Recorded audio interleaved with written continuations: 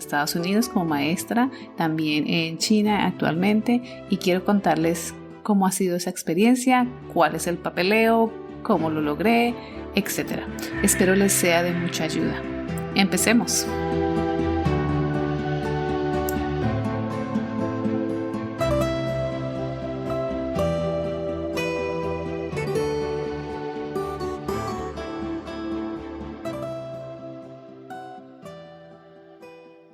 Hola, profes. ¿Cómo están? ¿Cómo les va? Espero que muy bien. Entonces hoy les voy a contar un poco de mi experiencia en el 2020, cuando empezó la pandemia. ¿Qué estaba haciendo yo? ¿Dónde estaba yo? ¿Qué pasó después? ¿Cómo fue todo el proceso estando en China, donde empezó todo? Es una historia interesante, pero así como les he dicho antes, todas las personas no viven las mismas experiencias. Todas las personas tuvieron experiencias diferentes y lo vivieron diferente. Entonces, les voy a contar un poco de lo que me pasó a mí, cómo lo viví yo y cómo todavía aún en el 2022 lo estamos viviendo. En fin, empecemos. Era enero de 2020 y yo en esa época tengo vacaciones. Yo tengo vacaciones porque aquí empieza el año nuevo chino. Entonces, más o menos a mitad de enero del 2020, yo ya tenía planeado viajar. Nosotros con mi hermanito nos íbamos a Filipinas. Teníamos todo listo planeado para salir a Filipinas porque pues ya comprados vuelos, hoteles, todo, porque esa es la época del año más fría en Beijing y es la época del año más libre. Entonces uno se puede ir donde quiera. Y todas las personas que han estado en China, que son extranjeros en China, pues tienen esa oportunidad de viajar en el sureste asiático, que es muy bonito. Entonces, pues yo iba empezando, ¿no? Entonces dijimos, bueno, nos vamos para Filipinas. Mi hermano no vive conmigo en Beijing, él vivía en otra ciudad. Entonces mi hermano llega a Beijing, empezamos a organizar, empezamos a decir, bueno, pero ¿qué hacemos? ¿Cómo nos organizamos? Y empiezan las noticias de un brote. De un brote, de una enfermedad que apareció en China y nosotros así como, pero nada, no pasa nada, no, pues, frescos. Entonces dijimos, no pasa nada. Entonces siguen las noticias, pero pues el epicentro era Wuhan. Wuhan es lejos de Beijing, supremamente lejos de Beijing. O sea, este país es pero tan grande que ustedes no se imaginan lo lejos que es. Entonces, como es lejos, pues dijimos, no pasa nada. No pasa nada, nos vamos. Entonces dijimos, pero sí vamos a tomar medidas preventivas y pues llevémonos la máscara. Aquí se usan las máscaras ¿cómo se dice? Las máscaras de contaminación, para la contaminación. Entonces teníamos máscaras para la contaminación, nos llevamos las máscaras, nos pusimos guantecitos y eso, y nos fuimos para Filipinas.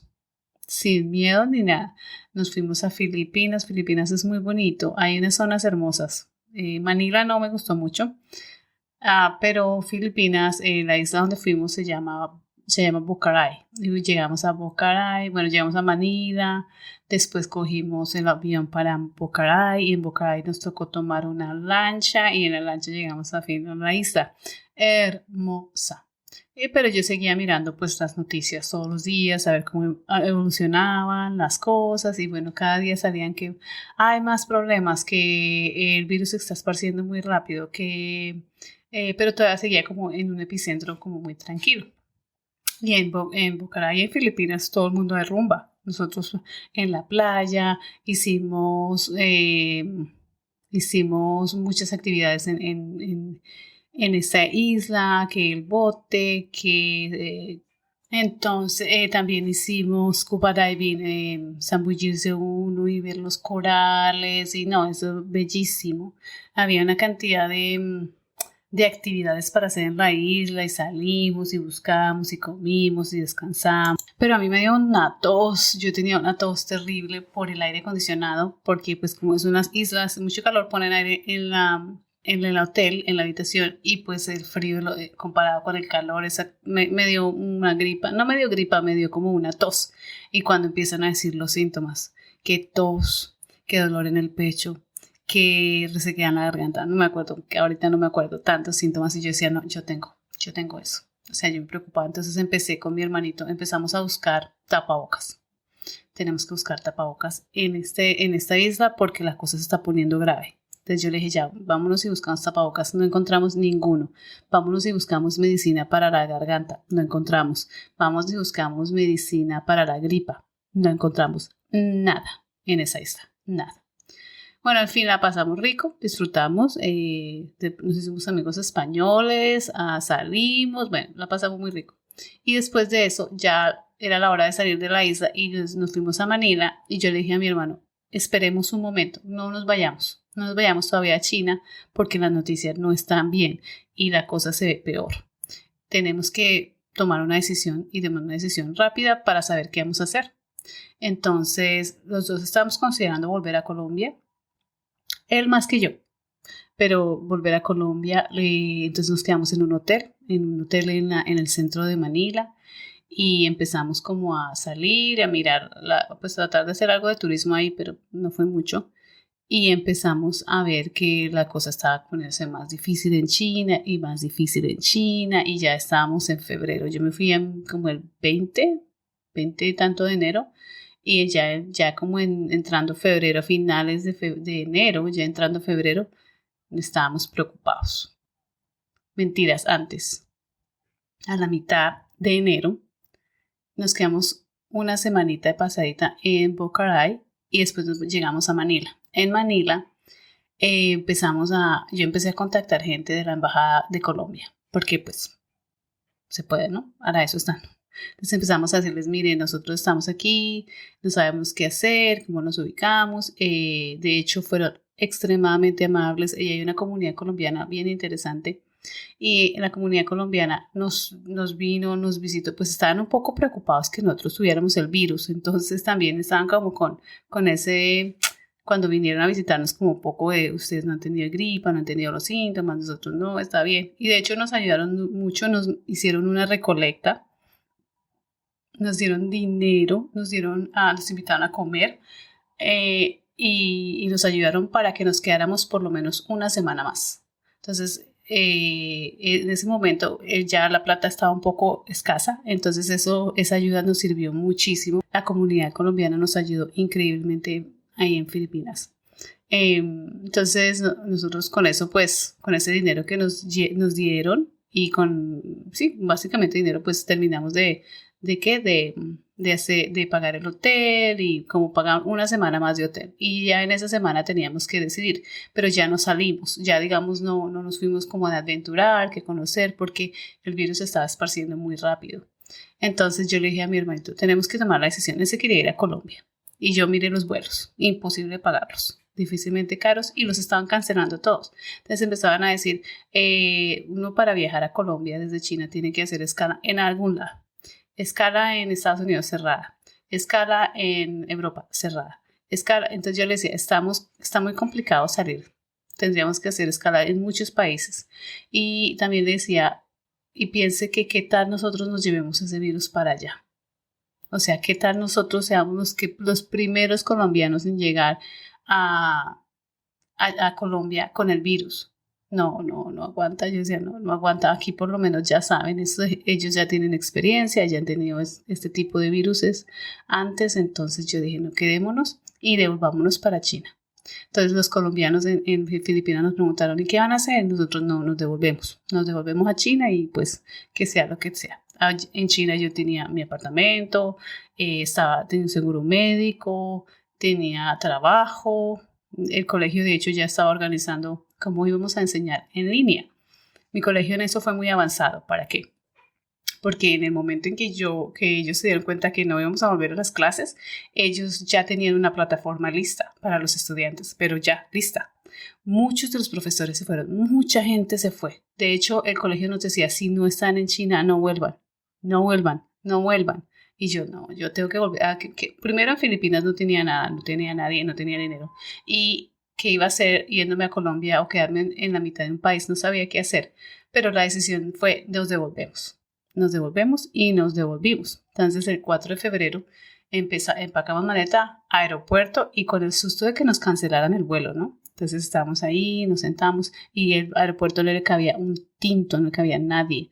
La gente estaba saliendo como desesperada, ¿no? Como para todos lados y nosotros, bueno, esperemos.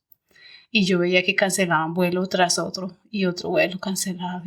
Y yo preguntaba, pero no nos decían mucho, no nos hablaban muy bien, la comunicación no era muy buena.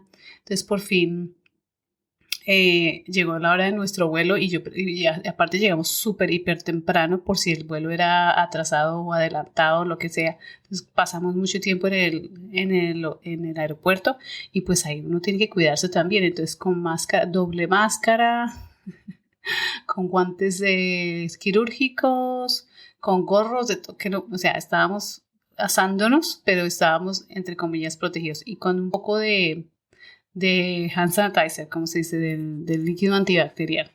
Y ahí estábamos. Y nosotros, bueno, vamos a ver qué pasa, nos devolvemos, por fin llegó la hora de nuestro vuelo, afortunadamente no lo cancelaron, entonces, bueno, nos vamos, nos sentamos también nos cubrimos todo. Y devolverse en ese momento, cuando la pandemia estaba en la parte más crítica, digo yo, en el momento en que no sabíamos qué era, no sabíamos qué tipo de enfermedad era, no sabíamos si era mortal, no sabíamos qué iba a pasar con las personas que estaban enfermas, no sabíamos nada. La información era muy reciente, entonces no sabíamos qué hacer. Entonces, pues nos protegimos bastante y aterrizamos, son solo 5 horas, ¿no? Aterrizamos en Beijing y el aeropuerto estaba vacío. Entonces, imagínense un aeropuerto que mueve millones de personas. Solo Beijing tiene 20 millones de personas. Entonces, este aeropuerto que mueve millones de personas, que siempre está lleno, no había nadie, había muy poca gente, pues prácticamente nadie. Estábamos devolviéndonos 2 o 3, 4, 5 personas, o sea, éramos muy pocos. Entonces, todas las personas que nos reciben en el aeropuerto, desde la persona que recibe el pasaporte hasta los que le indican a uno por dónde ir, todos tenían el traje este especial blanco. No se les veía nada, no se les veía la cara, si acaso en medio se les veían los ojos, no se les veía nada. Y llegamos así como asustados porque el aeropuerto solo, entramos solos y nos indicaban por dónde ir. Y nosotros con doble máscara también, con guantes, asustados, como que qué va a pasar. Y en ese momento nos dicen llenen estas formas y en la forma o el formulario decía si ha tenido síntomas tales como tos. Y yo ya había tenido tos todas las vacaciones. Y yo, no, porque nos decía que sí, en ese momento me iban a poner quién sabe dónde. Y en ese momento estaba todo muy insípido, digo yo. No habían, está apenas empezando, era el 4 de febrero. Todo estaba apenas empezando. Entonces nos preguntan si tenemos síntomas, que de dónde venimos, etcétera. Y nos demoran un buen rato hasta que nos revisan a todos. Y en ese momento, ¿quién fue? No, eso fue en otro momento. Que en este momento entonces nos miran la temperatura, ya llega uno al aeropuerto y tienen unas cámaras gigantescas, los chinos son muy tecnológicos, tienen unas cámaras que miden de una vez la temperatura cuando uno va llegando, ¿no? La cámara que mide la temperatura, el reconocimiento facial y también tienen como unas puertas, como las que usan en los aeropuertos cuando uno pasa el detector de metales, pero para detectar el calor del cuerpo, para detectar fiebre. También lo tiene. Entonces, claro, uno siempre está un poco angustiado, asustado en qué momento se me sube la fiebre. O sea, era estresante, el momento era estresante. Luego de eso ya entramos y nos decidimos a tomar el bus que nos dejaba al frente del apartamento porque afortunadamente vivía yo relativamente cerca. Al aeropuerto. No cerca, digamos, no cerca, pero como 1 hora más o menos. Y eso en China, eso es cerca, para darles el contexto. Entonces llegamos al apartamento y nos encerramos. De una nos encerramos. Tuvimos un momento en que llegamos, nos quitamos todo lo que teníamos, la ropa, no sé qué, ya eso a lavarla, ¿no? Porque pues no sabemos qué virus trae, no sabemos nada. Y luego nos dicen que tenemos tiempo para ir a hacer mercado. Hicimos un mercado gigantesco, que no fue necesario realmente, pero hicimos un mercado gigantesco. Hicimos un mercado grande. El conjunto, en el momento en que yo llegué, estaba tranquilo. O sea, yo llegué a tiempo. Yo llegué en el momento en que podía entrar al conjunto residencial, que podía hacer mercado, hicimos un buen mercado y que podía estar tranquila como en la zona. ¿Sí? Luego las cosas se empezaron a poner peor. En ese momento yo llegué y estábamos bien, estábamos en un apartamento, no tuvimos que hacer cuarentena en ningún otro lado, sino en nuestro apartamento. Sí nos decían que no salieran, pero pues la restricción no era, nadie sabía qué estaba pasando, entonces no era tan estricto. Y entonces yo empecé a enseñar clases de una vez. Esa misma semana ya tenía la plataforma lista, ya tenía que estar enseñando a los estudiantes de una. Ya, eso fue de una. Todo el mundo estaba asustado. Todo el mundo. Y lo que tienen acá es que tienen un sistema de información donde todos estamos pendientes de qué está pasando. Entonces siempre hay una serie de como agencias de noticias que no son agencias de noticias, pero que están informando constantemente. Entonces todos estábamos pegados a las noticias y pegados a los números, porque cuando yo llegué, digamos, los números no eran tan graves, ¿no? Eran que 300 casos, 400 casos, cada millón, ¿no? Y empezaron a subir esos números. Ya en marzo los números eran increíblemente altos, muy altos. Pues para mí eran altos, pero realmente no son altos comparado con la población que hay. No se veía nadie en la calle, realmente no se veía personas en la calle. Todos estábamos encerrados. En el primer mes más o menos estuvimos encerrados. No salíamos, cocinábamos, hacíamos todo en nuestra casita. De hecho, le dije a mi hermano que hiciéramos, eso fue cuando el Super Bowl y Shakira hizo la champeta y le dije, hagamos los pasos, empecemos a bailar los pasos de champeta y empezamos a practicarlos y yo me lastimé mi pantorrilla, me la rasgué y no pude caminar. Por como 4 semanas no pude caminar. Bueno, caminaba, pero no podía caminar bien porque me lastimé totalmente. Me rasgué el músculo por no hacer bien el ejercicio y nunca hice el reto. Ah, qué excepción. Pero eso era lo que hacíamos, ¿no? Mi hermano y yo. Y luego seguíamos cocinando, podíamos salir a la tienda, digamos, cerraron estos conjuntos aquí, para que se hagan una idea, son gigantes. Acá las cosas son grandes, aquí no hay nada pequeño. Entonces los conjuntos generalmente tienen 2 o 3 entradas. Este conjunto tiene 3. Le cerraron una del medio y dejaron las dos entradas principales en el norte y en el sur, entonces había que caminar un poco más, pero para ir a hacer las tiendas donde vendían las verduras y las frutas, pues tocaba caminar un poco más, que estaba bien, salíamos y caminábamos. No podíamos recibir paquetes, acá todo se compra en línea.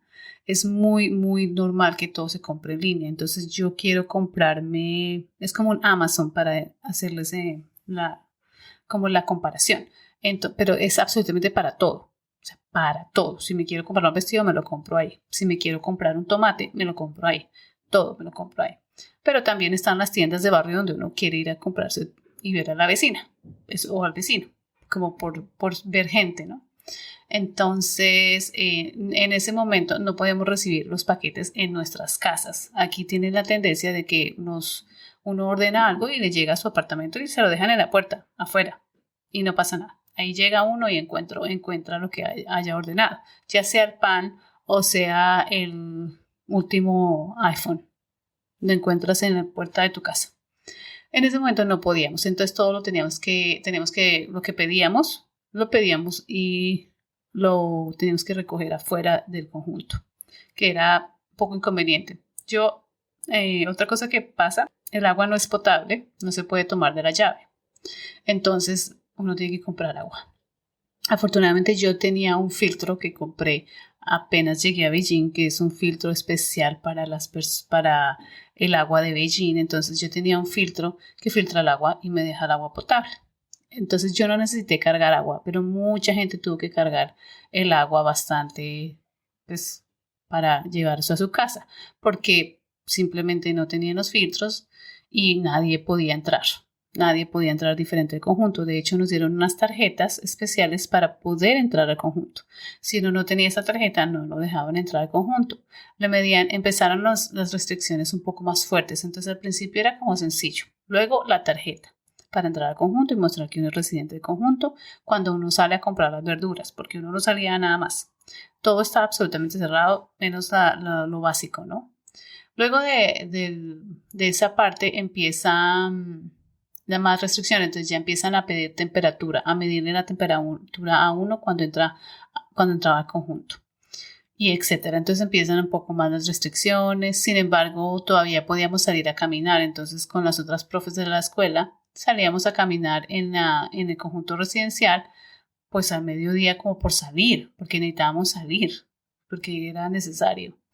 Luego de eso, pues yo seguía trabajando. Afortunadamente yo había tomado clases cuando estaba en la villa, había tomado clases de cómo enseñar en línea y tenía más o menos conocimiento de enseñanza en línea y mira, y la plataforma que teníamos es interactiva, es interactiva.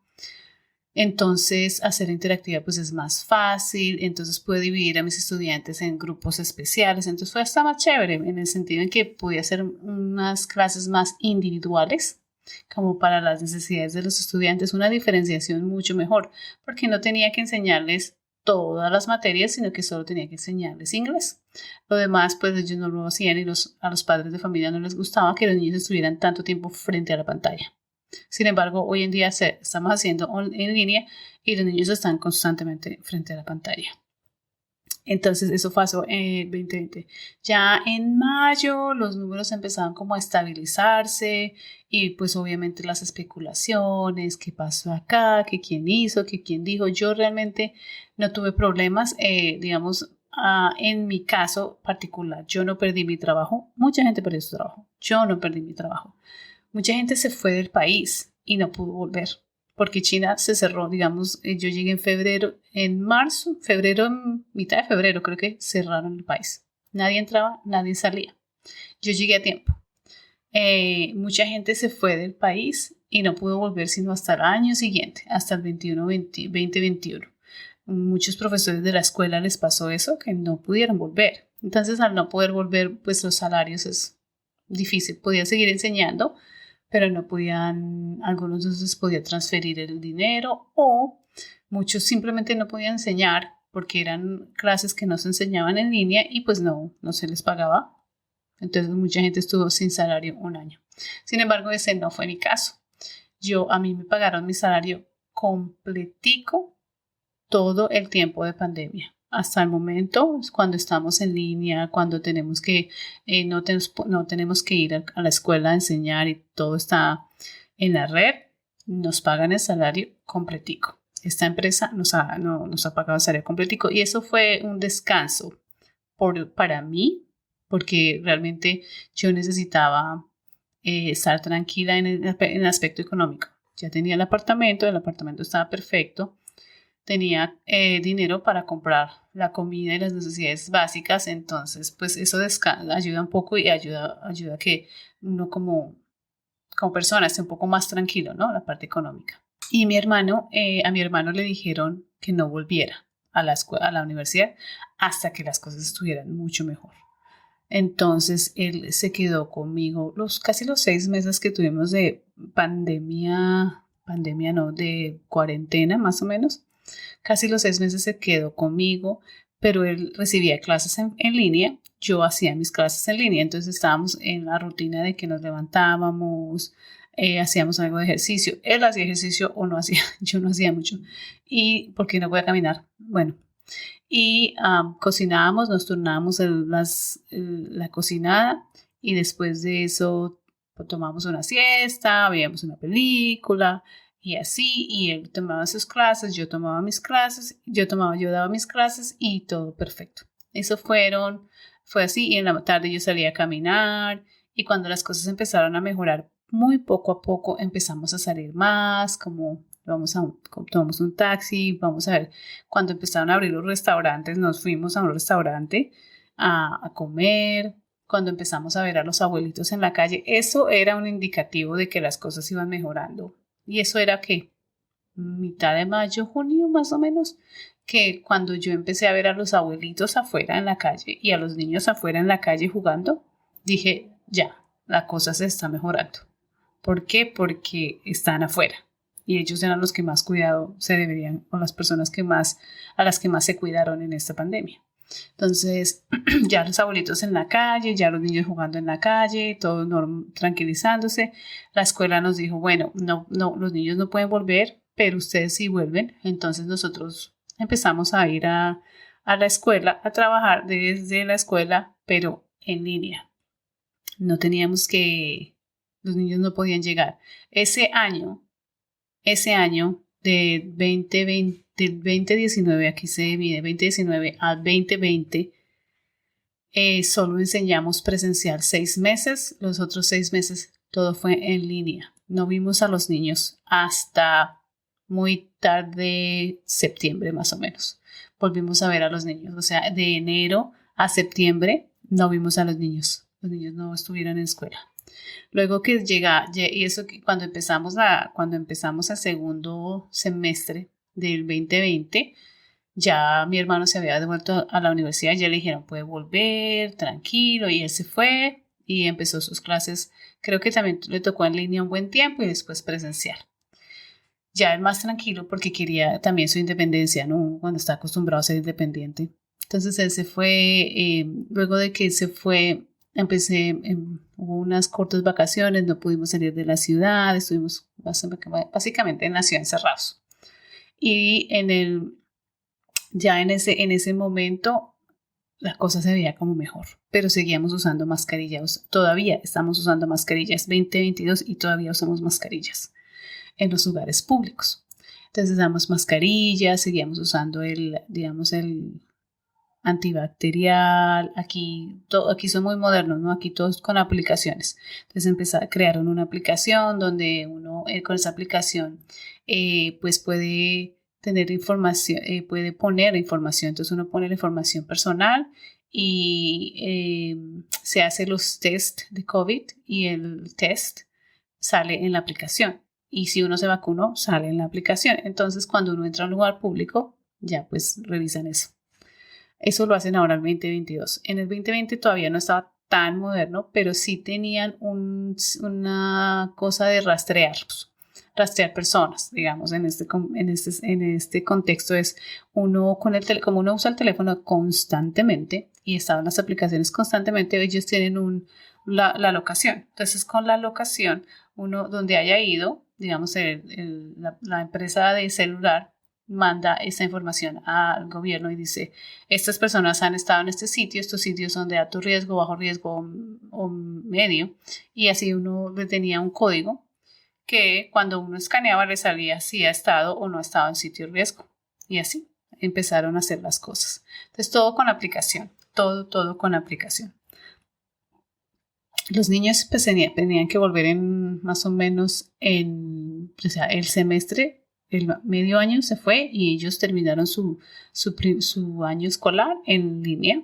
Y luego de que se terminó el año escolar en línea, la esperanza era que iniciáramos año escolar en la escuela presencial, pero a una semana de entrar un brote. Entonces retrasaron la entrada a la escuela y los niños llegaron más o menos en septiembre y así hemos estado. Cuando hay brotes así muy fuertes que son ya que se salieron de control o que son muchas personas, cierran las escuelas, siempre.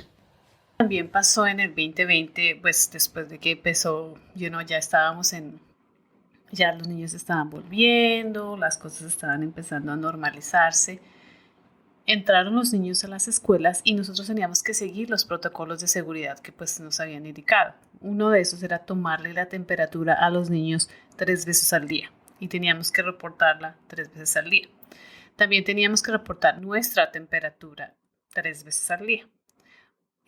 Había que practicar, teníamos que hacer un simulacro en la escuela de qué hacer en caso de que hubiera un caso positivo en la escuela. Entonces, por ejemplo, los niños tenían que llegar a la escuela. Bueno, de hecho, se me olvida una parte. De hecho, cuando los niños pequeños no volvieron a la escuela pronto, los niños pequeños llegaron a las escuelas, son los últimos en entrar. Ellos entran primero los adolescentes, después los niños de quinto primaria y después los chiquiticos. Los últimos que entran son los más pequeños a las escuelas, los últimos que vuelven.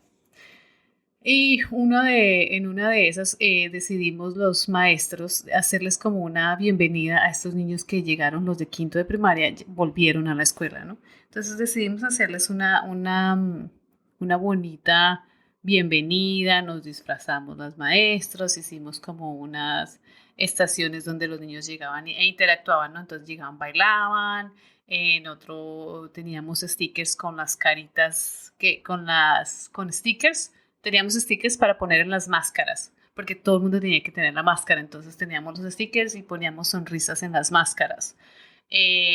Nos poníamos como que teníamos unas actividades para que los niños se sintieran felices de volver a la escuela. Eso lo hicimos cuando volvieron los niños de quinto de primaria, que los niños de quinto de primaria volvieron como si no estoy mal, en junio, volvieron por un mes. Los pequeños no volvieron, los niños pequeños volvieron en septiembre. Ya en septiembre teníamos que hacer un simulacro, como les estaba contando. Era un simulacro de qué hacer en caso de tener un niño con fiebre. Entonces, si teníamos, se suponía, pues que es que esto todo es teoría, ¿no? Habían salones específicos donde los niños tenían que moverse en el caso de que tuvieran fiebre. Entonces, si un niño tenía fiebre, el niño se tenía que ponerse en solitario o tenía que ponerse en un salón solo con la enfermera y la enfermera tenía que tomar la temperatura y llamar a los padres de familia. Los padres de familia tenían que llevar al niño al hospital y en el hospital le tenían que dar un parte de test. Tenían que decir si el niño tenía o no tenía el virus. Y así era lo que se supone que se tenía que hacer. Constantemente teníamos a los niños con el gel antibacterial, lavándose las manos, como los hábitos que generalmente tienen que tener. Todo el mundo tenía que tener máscara o tapabocas, como decimos en Colombia. Todos los niños teníamos y los maestros teníamos que tener los tapabocas todo el tiempo.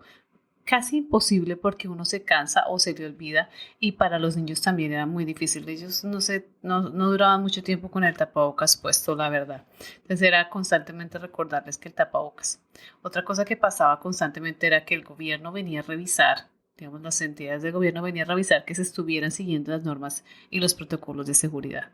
Entonces tenían que venir a mirar que si todos teníamos máscara, que cómo estaba los niños, cómo estaban sentados. En los primeros meses sentábamos a los niños prácticamente solos para almorzar. Tenían que cambiar los horarios de almuerzo y sentábamos a los niños en una distancia considerable para que no tuvieran contacto con el uno con el otro. En el descanso afuera, pues ya como que podían salir y jugar y interactuar los niños entre todos pueden interactuar y jugar. Se les pedía que se quitaran la máscara, pero que tuvieran distancia, lo que en realidad era poco probable. Ellos jugaban y cuando ellos juegan pues se emocionan y pues quedan juntos. Entonces en ese aspecto era como difícil. Las ventanas tenían que estar constantemente abiertas para circular el aire. ¿Qué más teníamos que hacer? Las personas de limpieza tenían que limpiar constantemente las superficies con agentes antibacteriales como el alcohol y otros materiales para limpiar constantemente y dejar limpiar las superficies. Nunca nos pasó que hubiera niño como enfermo en el 2020, ¿no? Que los niños del 2020 se hayan enfermado en la escuela, no nos pasó. Pero en el 2021 sí ya pasó, que teníamos niños que tuvieron fiebre y que fueron mandados a sus hogares y que tenían que volver con una prueba de COVID negativa para poder regresar a la escuela. De lo contrario no podían regresar. ¿Qué otro protocolo? Había una serie de cosas que teníamos que hacer. Sin embargo, pues todo así al pie de la letra era muy difícil cumplirlo porque pues son niños y los niños juegan y los niños hablan y los niños olvidan sus tapabocas, sus máscaras. Entonces, pues era como recordarles, recuerden el tapabocas y a los maestros también. A mí se me olvidaba constantemente, no estaba acostumbrada, todavía no estoy acostumbrada a enseñar con una máscara en la cara. Es muy difícil. Entonces, que tuviéramos a los niños separados, sentados, separados. En esta escuela pues teníamos pocos estudiantes, entonces era fácil separarlos, tenerlos un niño por mesa. No podíamos sentarlos juntos, entonces como que podíamos hacer ciertas cosas. Los niños volvieron como muy contentos, les encanta interactuar con los amiguitos y en la época del 2020, pues todos estábamos en solitario, todos estábamos en aislamiento. Entonces todos estos niños estuvieron en sus casas encerrados. Ya en el 2021, cuando hubieron casos como brotes que hubieron y cerraron las escuelas temporalmente, pues ya los niños como que ya podían salir y estaban como en el barrio jugando con los amigos. Pero en el 2020 eso no fue así. El 2020 todo el mundo estuvo encerrado, todos estuvimos encerrados. Entonces era diferente. Entonces sí que practicábamos, hacíamos unos protocolos, unos simulacros con los maestros, hacíamos los simulacros para que todo el mundo tuviera como la idea de cómo o qué se debía hacer en el momento en que un niño tuviera fiebre. Por eso tomábamos la temperatura constantemente. De hecho, era muy gracioso. De hecho, la escuela compró unas manillas y estas manillas lo que hacían era medirnos la temperatura. Entonces la manilla la teníamos constantemente y como que a través de una aplicación que teníamos que escanear, esta subía la temperatura, reportaba la temperatura nuestra. Sin embargo, no eran tan de buena calidad y terminaron no funcionando. Tocó botarlos al fin y al cabo porque no funcionaron. Pero me pareció una idea como interesante que uno tuviera una manilla constantemente para medirse la temperatura. A los niños no les ponían manilla, solo a los maestros. Y nosotros medíamos la temperatura constantemente, pero a veces esos termómetros digitales ni funcionaban. Entonces era como relativo, ¿no? Como que si uno seguía la norma, pero el termómetro no funcionaba, el digital, que no es tan asertivo como el termómetro de mercurio, o los niños no tenían las máscaras constantemente, jugaban juntos, cuando almorzaban sí estaban separados, pero pues era difícil mantenerlos separados, era casi imposible. Entonces sí que nos costó trabajo mantener a los niños a distancias relativas, ¿no?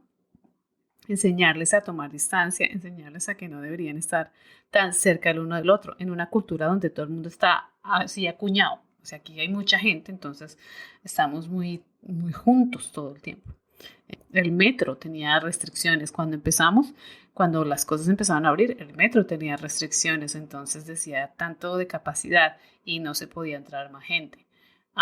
Era chévere porque nunca estaba lleno. Los buses tenían cierto nivel de capacidad, 70%, 50% y etcétera.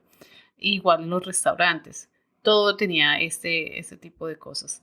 Entonces, pues sí, en la escuela, pues con los protocolos de bioseguridad, llaman ellos, pues tratamos, pero así que fueran efectivos, yo no creo. Realmente lo que pasó es que ninguno de nuestros estudiantes se enfermó o le dio el virus, porque ya a la época cuando entraron los niños pequeños a la escuela, ya el virus estaba controlado. Y me refiero al virus, al Delta, porque ya cuando llegó el Omicron, que fue en el 2022, eso es otro cuento. Eso es otro cuento y ya les voy a contar pronto cómo fue y cómo es, porque estamos en el 2022, cómo es el 2022 y cuáles son las diferencias con el 2020. Entonces así hemos estado, de hecho 2021 fue mucho más tranquilo en cuanto al trabajo en la escuela, en cuanto a los niños en la escuela. Entonces ha sido como más tranquilo. Si nos piden, digamos, que las vacaciones son un poco más largas, entonces uno repone el tiempo luego, pero hasta estuvo mucho más tranquilo. El brote como que lo tenían bien controlado con el original, digo yo, con el COVID original, lo tenían bien controlado y todos empezamos nuestra vida normal. Lo único diferente era la mascarilla en todos los sitios públicos y transporte público y entonces la vida empezó a normalizarse, salíamos, rumbeábamos, íbamos a restaurantes, los sitios públicos, todo empezó a normalizarse. El 2021 fue tranquilo, hasta que llegó el 2022. Después les cuento más sobre cómo fue enseñar en línea, por qué es tan importante tener una plataforma interactiva, qué actividades se deberían hacer en línea, qué me gusta y qué no me gusta de enseñar en línea. Eso lo voy a decir en el siguiente capítulo. Nos escuchamos.